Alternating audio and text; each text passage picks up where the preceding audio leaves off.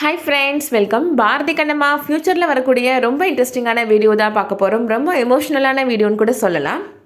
கண்ணம்மா கிட்டக்க லக்ஷ்மி, நான் ஹேமாவோட வீட்டுக்கு போயிட்டு வரேம்மா அப்படின்னு சொல்லிட்டு போகிறாங்க. அங்கே பாரதி ஹேமா கிட்டக்க ரொம்ப பாசமாக நடந்துக்கிறாரு. அதை பார்க்குறாங்க லக்ஷ்மி. நீங்கள் தான் என்னோட அப்பா, நீங்கள் என் மேலே பாசமாக இருக்கணும் அப்படின்னு எனக்கும் ஆசையாக தான் இருக்குது அப்படின்னு மனசில் நினைக்கிறாங்க லக்ஷ்மி. அடுத்ததா கண்ணம்மா வீட்டில் நடக்கிறத காமிக்கிறாங்க. கண்ணம்மா இப்போது வீடை க்ளீன் பண்ணிகிட்ருக்குறாங்க. ட்ரெஸ் எல்லாம் மடித்து வச்சு அவங்க கபோர்டில் வைக்கிறாங்க. இப்போ தெரியாமல் அவங்க கைப்பட்டு அவங்களோட சாரீஸ் எல்லாம் கீழே விழுந்துருது.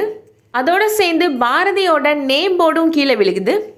இது எப்படி இங்கே வந்துச்சு அப்படின்னு நினச்சிட்டு அந்த நேம் போர்டை எடுத்து பார்க்குறாங்க. பார்க்கும்போது கண்ணம்மாவுக்கு பெரிய அதிர்ச்சி காத்துட்ருக்கு. அது என்னன்னா, லக்ஷ்மி பாரதியோட நேமுக்கு கீழே ஐ லவ் யூ அப்பா அப்படின்னு எழுதி வச்சுருக்குறாங்க. இப்போ லக்ஷ்மிக்கு பாரதி தான் உண்மையான அப்பா அப்படின்னு உண்மை தெரிஞ்சிருச்சா அப்படின்னு நினச்சி ரொம்ப வருத்தப்படுறாங்க கண்ணம்மா. சௌந்தர்யாவுக்கு உடனே கால் பண்ணுறாங்க கண்ணம்மா. சௌந்தர்யா அந்த ஃபோன் கால் அட்டன் பண்ணாமல் யோசிச்சுட்டே நிற்கிறாங்க. வேணு சொல்கிறாரு, கண்ணம்மா தானே கால் பண்ணுறா, அட்டன் பண்ண வேண்டியதானே சௌந்தர்யா அப்படின்னு சொல்கிறாரு. இல்லைங்க, கண்ணம்மா வீடியோ கால் பண்ணியிருக்கிறா அப்படின்னு சொல்கிறாங்க சௌந்தர்யா. லக்ஷ்மி இங்கே வந்திருக்கிறாள், அவளை பார்க்குறதுக்காக வீடியோ கால் பண்ணியிருந்திருப்பா, நீ ஃபோன் அட்டன் பண்ணு சௌந்தர்யா அப்படின்னு சொல்கிறாரு வேணு. சௌந்தர்யாவும் இப்போ ஃபோன் அட்டன் பண்ணுறாங்க. கண்ணம்மா பாரதியோட அந்த நேம் போர்டை காமிக்கிறாங்க. அதில் ஐ லவ் யூ அப்பா அப்படின்னு லக்ஷ்மி எழுதியிருக்கிறத பார்க்குறாங்க சௌந்தர்யாவும் வேணுவும். அதை பார்த்த உடனே ரெண்டு பேருக்குமே அதிர்ச்சியாக இருக்குது. அப்போ பாரதி தான் அப்பா அப்படின்ற உண்மை லக்ஷ்மிக்கு தெரிஞ்சு போச்சா கண்ணம்மா அப்படின்னு கேட்குறாங்க சௌந்தர்யா. எனக்கும் என்னன்னே புரியலத்த அப்படின்னு சொல்லிட்டு அழுறாங்க கண்ணம்மா. நான் உனக்கு 5 நிமிஷம் கழித்து கால் பண்ணுறேன் அப்படின்னு சொல்லிட்டு சௌந்தர்யா ஃபோனை கட் பண்ணிடுறாங்க. பாரதி தான் லக்ஷ்மியோட அப்பா அப்படின்ற உண்மை லக்ஷ்மிக்கு எப்படி தெரிய வந்துச்சு அப்படின்னு அமைதியாக யோசிச்சு பார்க்குறாங்க சௌந்தர்யா. கண்ணம்மாவோட ஆதார் கார்டில் கண்டிப்பாக பாரதியோட அட்ரஸ் இருந்திருக்கும். அந்த அட்ரஸை வச்சு எப்படியாவது தெரிஞ்சிருப்பாளோ அப்படின்னு கெஸ் பண்ணுறாங்க சௌந்தர்யா. என்னைக்காவது லக்ஷ்மி இந்த வீட்டுக்கு வந்திருக்கிறாளா தனியாக அப்படின்னு சிசிடிவி ஃபுட்டேஜை செக் பண்ணி பார்க்குறாங்க. அப்போ தான் அவங்களுக்கு உண்மை தெரிய வருது. பாரதியும் கண்ணம்மாவும் பேசிகிட்டு இருக்கிறத லக்ஷ்மி கேட்குறாங்க.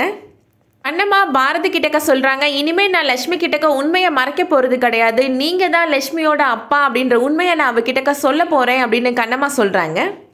அதுக்கு பாரதி சொல்கிறாரு, இந்த ஜென்மத்தில் எனக்கு பொண்டாட்டியும் கிடையாது பிள்ளையும் கிடையாது அப்படின்னு கோபமாக சொல்கிறாரு. அதை கேட்டுட்டு லக்ஷ்மி அழுதுகிட்டே வீட்டை விட்டு போகிறாங்க. அது சிசிடிவியில் ரெக்கார்ட் ஆகிருக்கு. அதை பார்த்ததுக்கப்புறம் தான் சௌந்தர்யாவுக்கு எல்லா உண்மையும் புரிய வருது.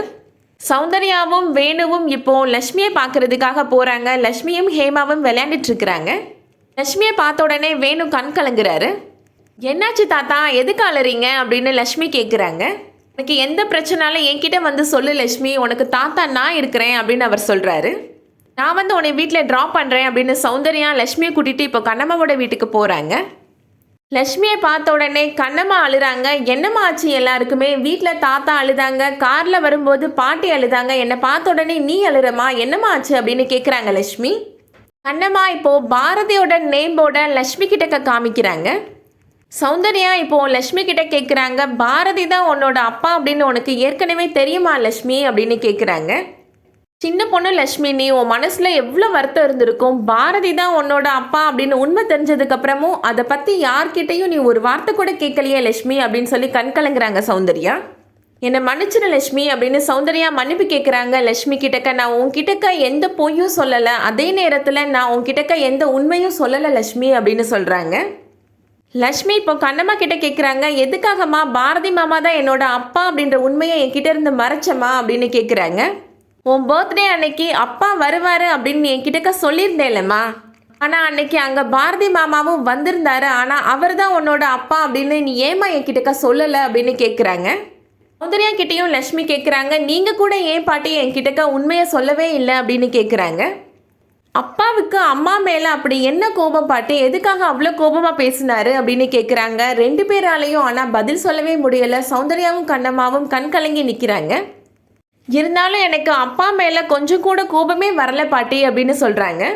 ஹேமா பெரிய பங்களாவில் வசதியாக இருக்கிறா, ஆனால் நாங்கள் இங்கே கஷ்டப்படுறோம் அப்படின்லாம் எனக்கு தோணவே இல்லை பாட்டி அப்படின்னு சொல்கிறாங்க லக்ஷ்மி.